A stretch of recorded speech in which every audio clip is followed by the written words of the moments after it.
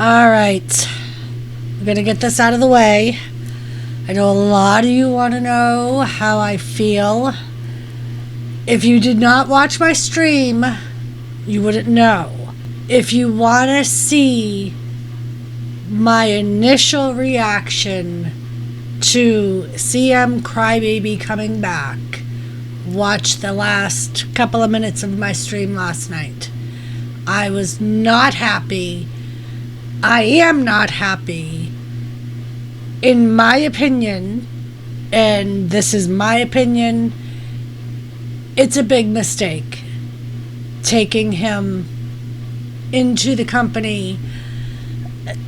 And personally, I've said this to a couple of you, I don't believe that it was Hunter's decision. In their release, they're saying that it was all Hunter and Tony Khan's decision.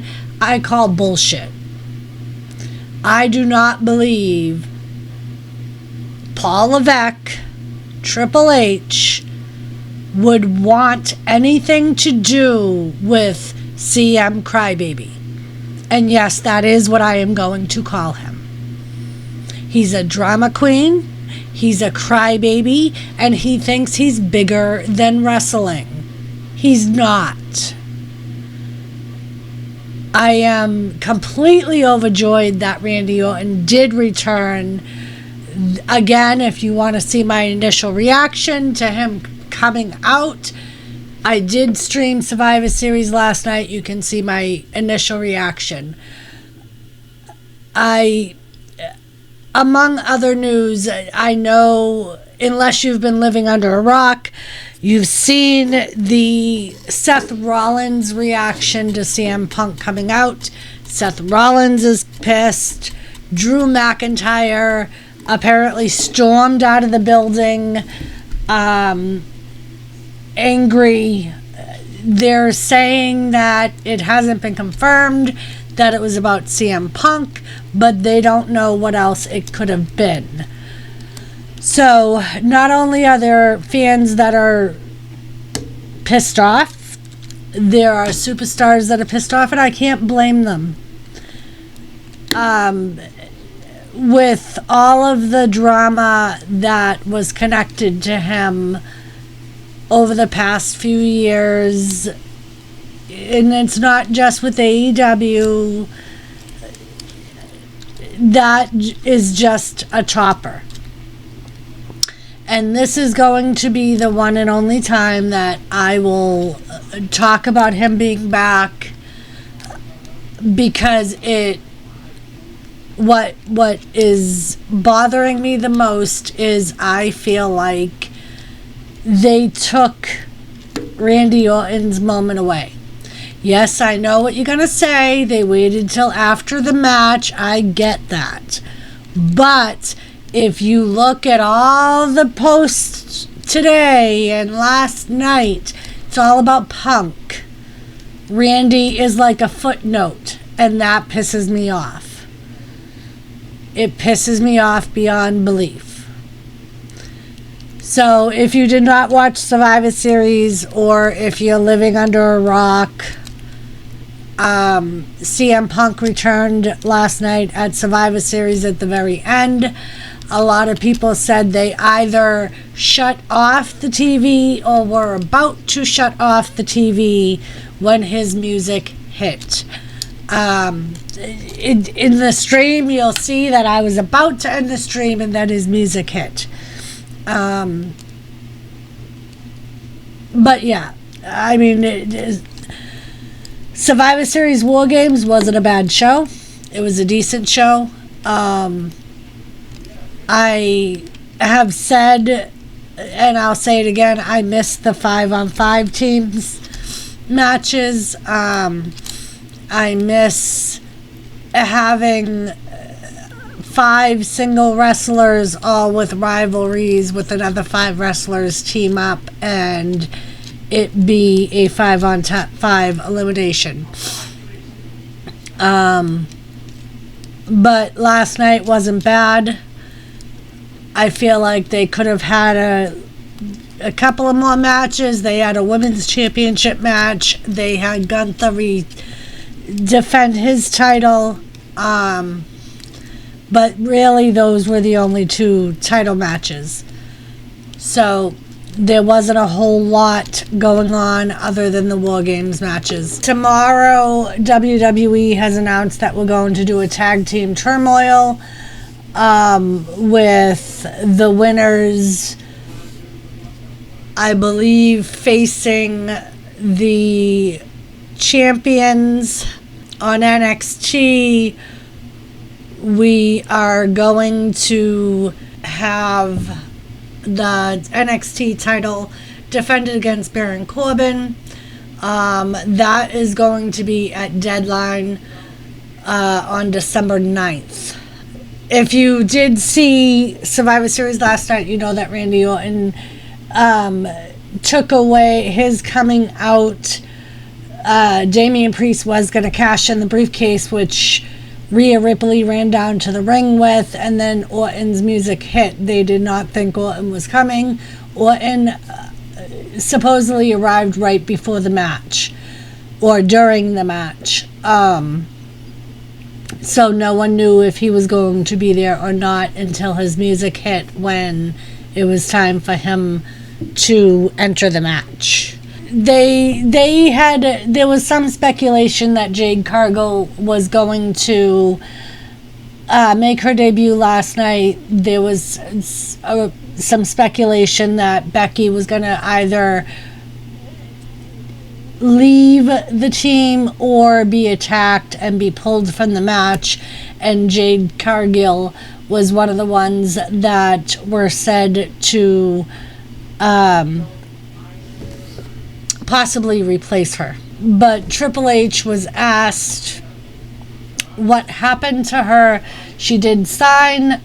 She made a series of appearances on Raw and Fastlane and SmackDown and NXT, and now we haven't seen her for a couple of weeks, and they haven't even mentioned her.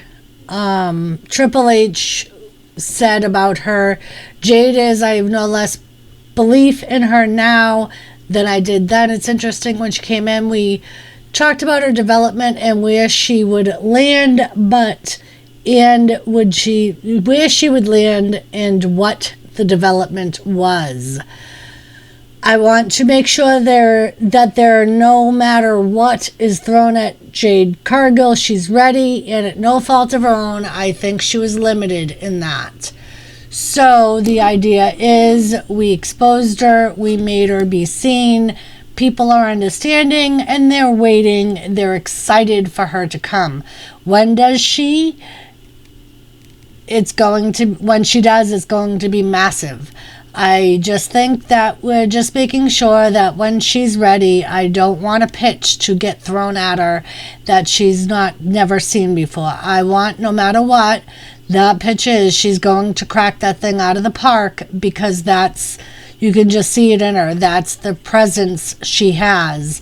That's the star she is.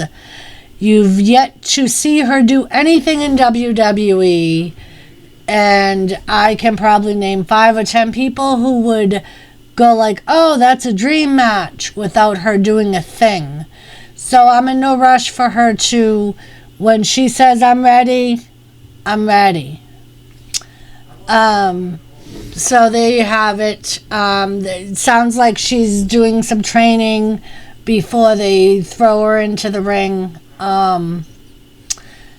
But it does sound like they're still planning on her coming out and being a star. Another return that we had last night was R-Truth. He was in a backstage segment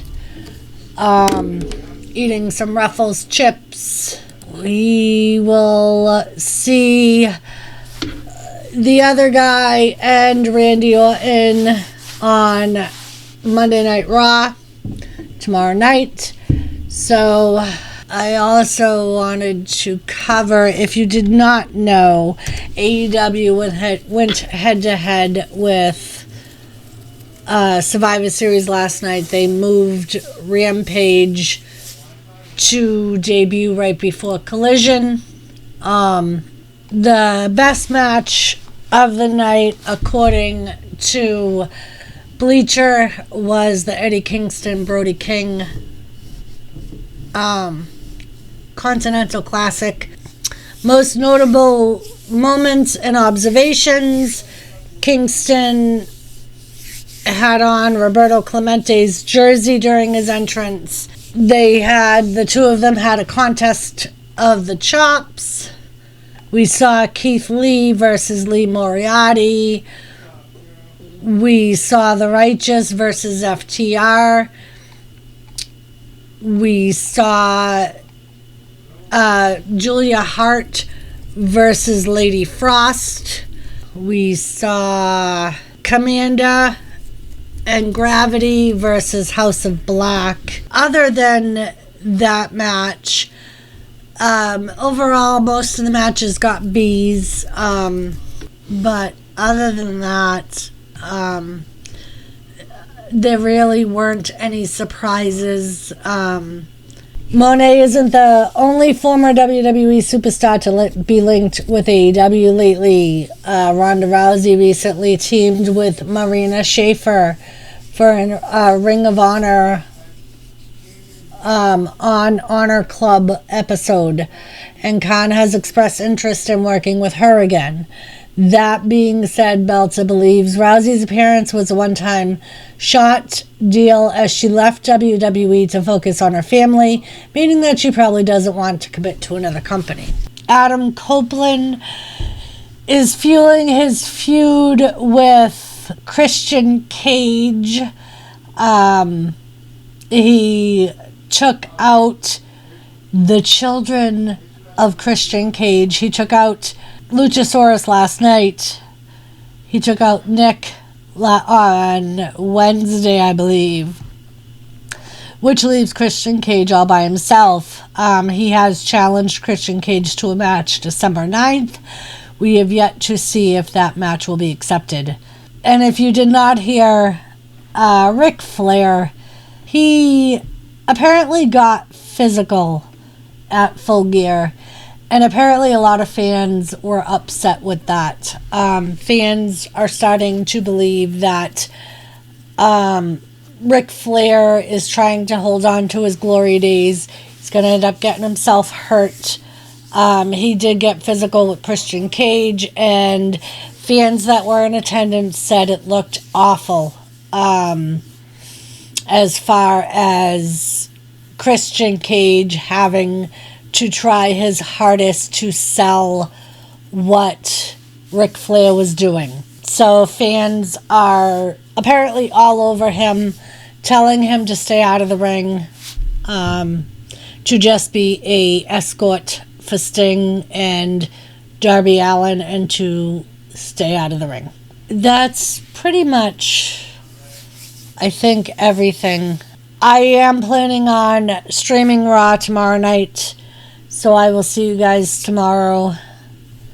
I just wanted to let out a little bit of news and let out some of my frustrations. And yeah, let me know what you guys think about Survivor Series and about everything else. Alright, I love you guys, and I will see you guys tomorrow night. Peace. Bye.